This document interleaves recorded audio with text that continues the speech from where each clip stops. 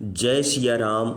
दोस्तों, हम आपके लिए रामायण से जुड़ी हुई एक बहुत ही रहस्यमयी जानकारी लेकर आए हैं, जिसमें आज हम आपको बताएंगे लंका में वह कौन सा राक्षस था जिससे राम भी हार गए। यानी राम ने उससे कई दिनों तक युद्ध किया, फिर भी राम की जीत नहीं हुई। अर्थात मेरे कहने का मतलब यह है कि उस राक्षस के सामने राम का बल जो था, शक्ति थी, वह फीकी पड़ गई थी। मित्रों, यह सुनकर के आप भी बहुत आश्चर्य में पड़ गए होंगे कि भला राम को कौन हरा सकता है। अरे राम तो तीनों लोकों के नाथ है, फिर राम से युद्ध में कौन जीत सकता है। आप अपने अंदर सोच रहे होंगे, अपने मन में यह विचार बना रहे होंगे कि भला राम को कौन हरा सकता है। तो दोस्तों, आश्चर्य में न पड़ते हुए आप लोगों को मैं इस वीडियो में यही बताने के लिए जा रहा हूँ। उस राक्षस का नाम जिसके सामने राम भी हार गए।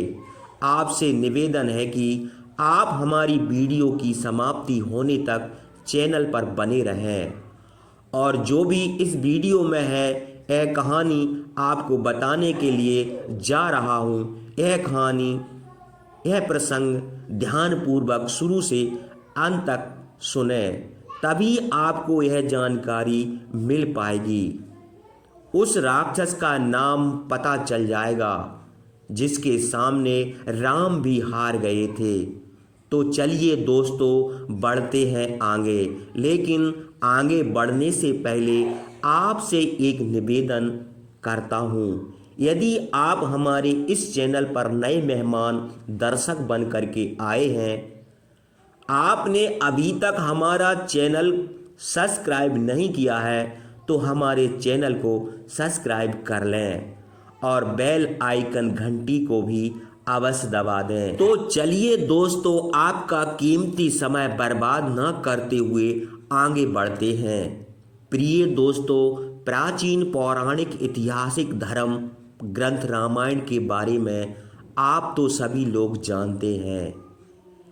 ऐसा इस दुनिया में कोई नहीं है जो रामायण के बारे में जानता ना हो। लेकिन उसी रामायण से जुड़ी हुई ऐसी कथाएं हैं जिन कथाओं के बारे में लोग बहुत ही कम जानते हैं। ऐसी ही एक जुड़ी कथा है मूलकासुर के बारे में। जो मूलकासुर राक्षस था, जो कुंभकर्ण का पुत्र था, और उस मूलकासुर ने जाकर के राम से युद्ध किया था, और राम उसी मूलकासुर से हार चुके थे। तो माता सीता ने उसका वध किया था। तो दोस्तों, यह घटना कब की है कि मूलकासुर ने राम से युद्ध कब किया और माता सीता ने उस राक्षस का वध कब किया। तो आइए इसी बात पर गौर करते हैं। दोस्तों, यह घटना, यह बात उस समय की है जिस समय रावण ने सीता का हरण किया था। रावण सीता का हरण करके लंका में वाटिका में ले जाता है।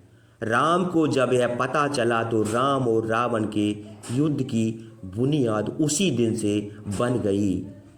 आगे चल कर के युद्ध हुआ, बहुत सारी सेनाएं मारी गईं, और राम ने रावण का भी वध किया और कुंभकर्ण का भी वध किया।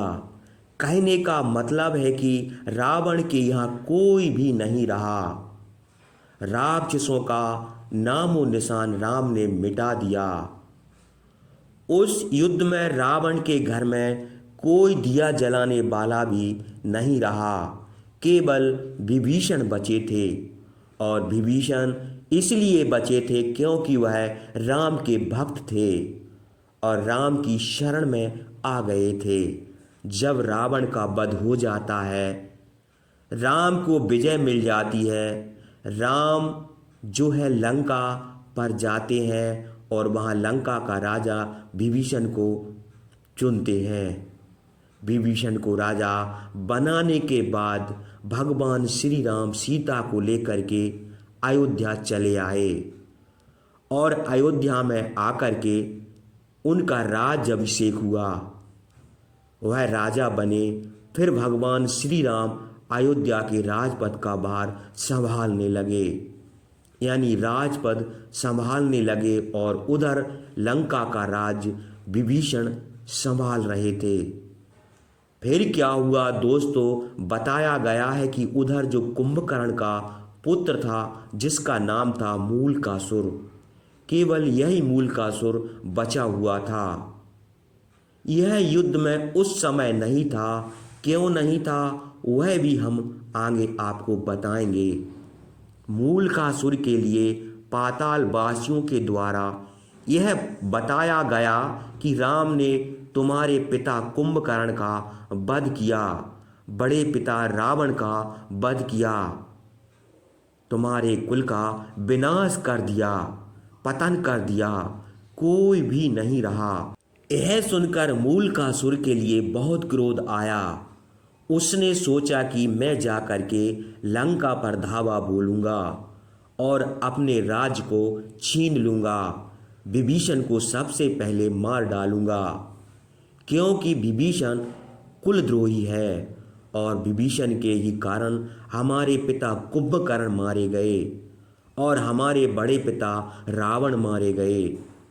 विभीषण के ही कारण हमारी लंका का विनाश हो गया।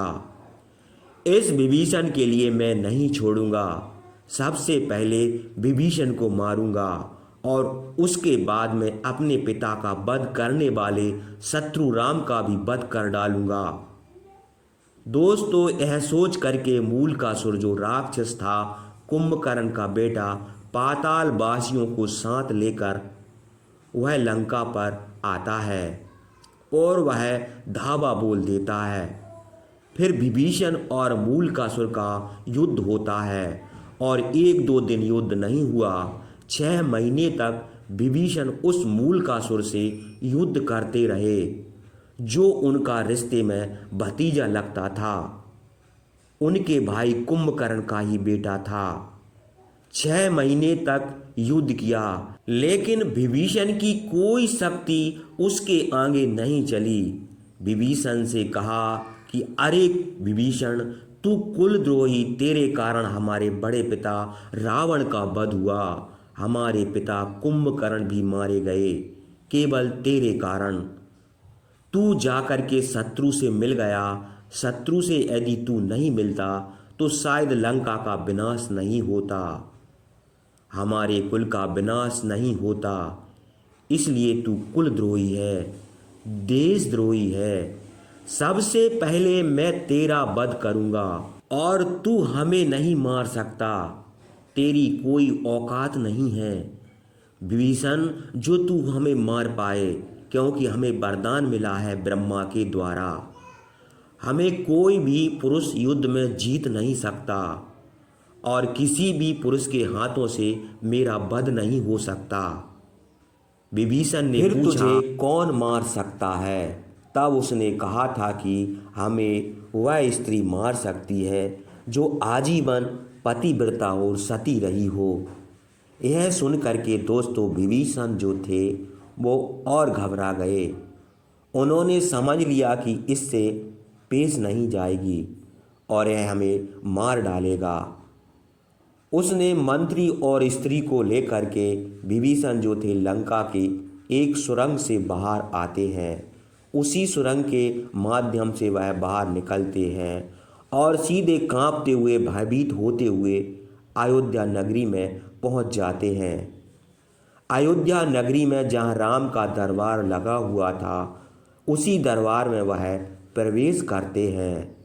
राम के सामने जब पहुंचते हैं, उनका शरीर जो था भय के कारण कांप रहा था, यानी विभीषण का शरीर कंपन कर रहा था, बहुत ही भयभीत थे, चेहरा उनका भय के मारे बहुत डरावना लग रहा था। जाकर के राम की उन्होंने स्तुति की, वंदना की। फिर राम ने पूछा कि कहो भाई विभीषण, क्या हुआ है? तुम इतने भयभीत क्यों दिखाई दे रहे हो? तुम्हारे यह हाथ, तुम्हारा यह शरीर क्यों काँप रहा है? क्या परेशानी है? तब विभीषण कहने लगे, हे प्रभु, जगत के पालनहार महाराज, मैं बहुत ही विपत्ति का मारा हूँ। मैं अपने प्राणों की रक्षा करने यहाँ आया हूँ। तब भगवान श्री राम कहते हैं, क्या हुआ? अरे बताइए, बात क्या है? तब विभीषण ने सारी बात जो थी राम को बताई और कहा कि आपने जब लंका पर युद्ध किया था, लंका पर चढ़ाई की थी, आपने रावण का वध किया, कुंभकर्ण का वध किया, लंका के सारे राक्षसों को मार डाला, लेकिन लंका का एक राक्षस बच गया जो उस समय युद्ध में नहीं था, और वही बदला लेने के लिए आकर के उसने लंका पर धावा बोल दिया। भगवान राम पूछते हैं, अरे विभीषण, कौन सा राक्षस है जो बच गया? उसने आकर के लंका पर धावा क्यों बोल दिया? तब विभीषण ने कहा, हे प्रभु, जिस कुंभकर्ण के लिए आपने मारा था, उसी कुंभकर्ण का बेटा मूलकासुर बहुत बलवान है, वरदानी है। पाताल वासियों को साथ में लेकर के आया और उसने आकर के लंका पर धावा बोल दिया। 6 महीने तक तो हमने उससे युद्ध किया, लेकिन मेरी कोई पेश नहीं गई, और उसने हमसे यह कहा कि तू कुलद्रोही है, देशद्रोही है, तेरे कारण हमारे पिता मारे गए, बड़े पिता रावण का वध हुआ, हम तुझे जीवित नहीं छोड़ेंगे। विभीषण, पहले मैं तेरा वध करूँगा और उसके बाद में हम अपने पिता का वध करने वाले उस शत्रु राम को भी नहीं छोड़ेंगे, उस राम को भी मार डालेंगे। 6 महीने युद्ध करने के बाद भी मैं हार गया, और मैं अपने प्राणों की रक्षा करके यहाँ भाग करके चला आया। हमारी रक्षा कीजिए, और नहीं तो भगवान वो हमें मार डालेगा, और उसके बाद में आपको भी मार डालेगा। भगवान श्री राम कहते हैं कि यह मूलकासुर कुंभकर्ण का बेटा है, तो इतना बलवान कैसे हुआ और यह बच कैसे गया? इसके जीवन के रहस्य के बारे में हमें बताइए। मूलकासुर इतना ताकतवर कैसे बना? तब विभीषण ने कहा, हे प्रभु, बात उस समय की है, कुंभकर्ण के यहाँ जब इस लड़के का यानी मूलकासुर का जन्म हुआ था, तो यह अशुभ मूल में पैदा हुआ था, और कुंभकर्ण ने देखा कि यह अशुभ मूल में पैदा हुआ, तो कुंभकर्ण इसके लिए मार डालना चाहता था। लेकिन रावण ने आकर के कुंभकर्ण को समझाया और कहा कि इसका वध मत करो, इसे जंगल में जाकर के छोड़ दो। कुंभकर्ण ने उसी बच्चे को जंगल में ले जाकर छोड़ दिया। अशुभ मूल में पैदा होने के कारण उसी बच्चे का नाम मूलकासुर पड़ा। उसका पालन पोषण जो था वो जंगल में हुआ, जंगल में ही बड़ा हुआ। उसने बहुत तपस्या की, ब्रह्मा जी की, और ब्रह्मा जी की घोर तपस्या करने के बाद ब्रह्मा जी ने आकर के कहा, हमसे वरदान मांग लो।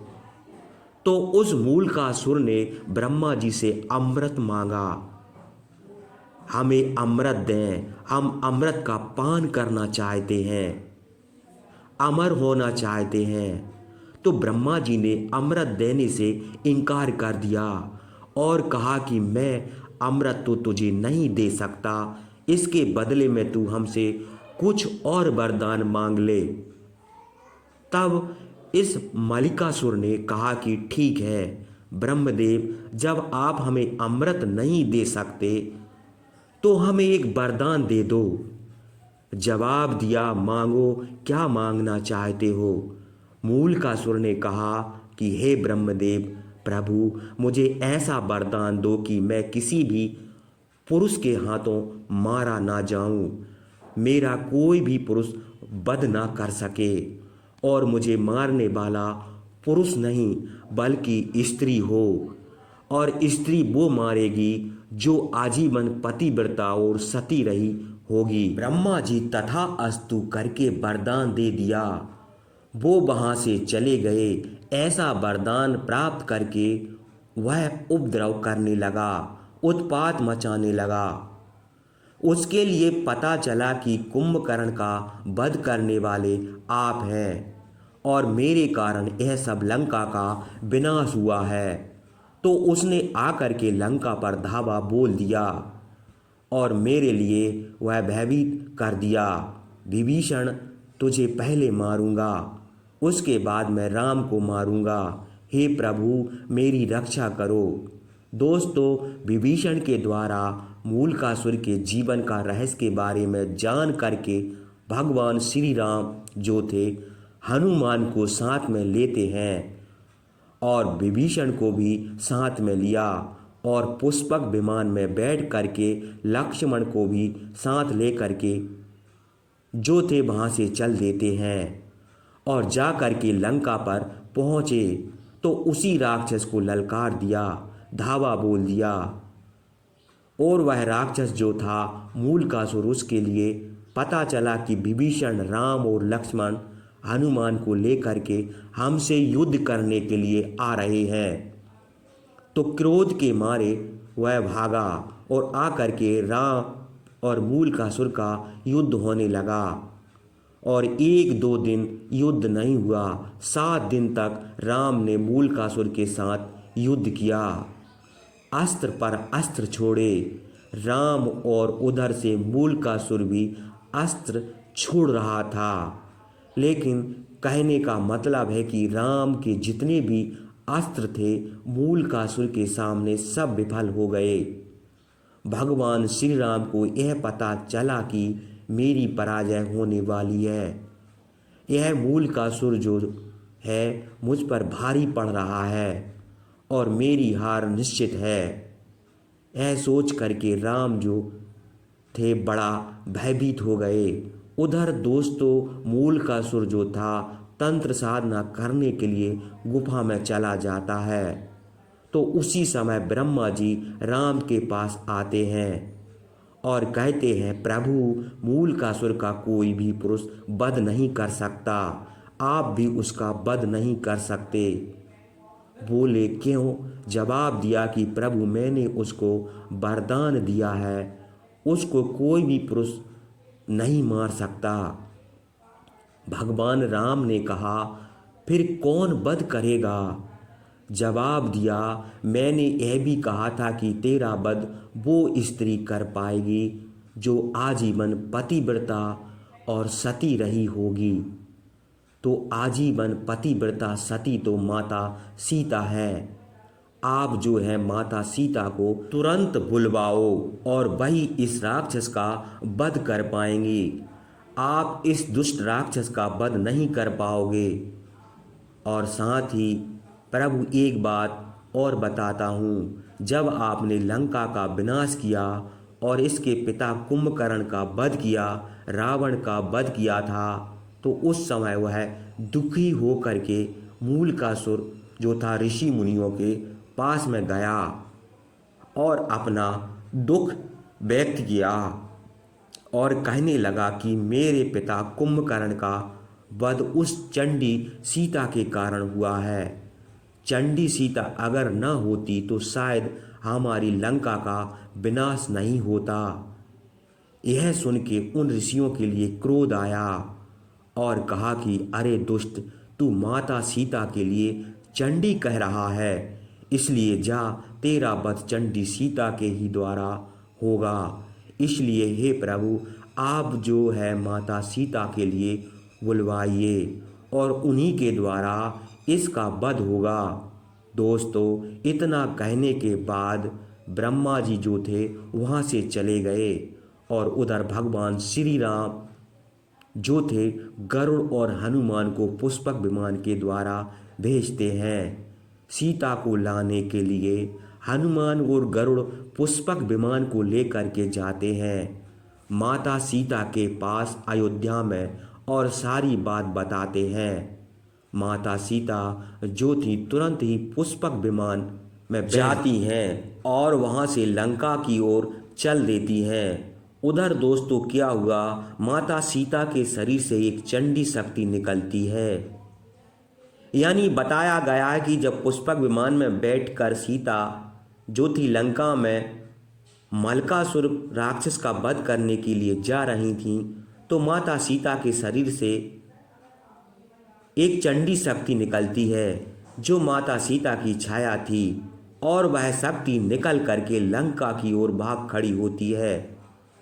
उधर दोस्तों भगवान श्री राम की जो वानर सेना थी उस गुफा में प्रवेश कर जाती है, और जो तंत्र साधना कर रहा था जा कर के वानर सेना उस साधना के लिए तस नस कर देती है। और जब मूलकासुर देखता है वानर सेना को ऐसा करते हुए, वह क्रोध में तमतमा उठता है, किटकिटाना सेना पीछे भागती है। और उधर माता सीता जो छाया थी चंडी शक्ति सीता के रूप में थी, वह आ जाती है और आकर के उस मूलकासुर को ललकारने लगती है। कहती है, रे दुष्ट चल युद्ध के लिए शुरू हो जा। तब मूलकासुर कहता है, अरे चंडी जा, मैं स्त्रियों से युद्ध नहीं करता, तू यहाँ से भाग जा। लेकिन चंडी शक्ति माता सीता की छाया फिर पुनः ललकारती है और कहती है, रे दुष्ट मुझसे युद्ध कर, अगर मुझे हरा देगा तभी तू आगे जा पाएगा। जब इस तरह से वो शक्ति ललकारती है, मूलकासुर उस चंडी शक्ति से युद्ध करने लगता है। दोनों तरफ से दिव्यास्त्र छोड़े जाते हैं। उधर मूलकासुर दिव्य अस्त्रों को छोड़ता है तो वह काट देती है। बहुत दिनों तक माता सीता की छाया शक्ति से और मूलकासुर का युद्ध चलता रहा।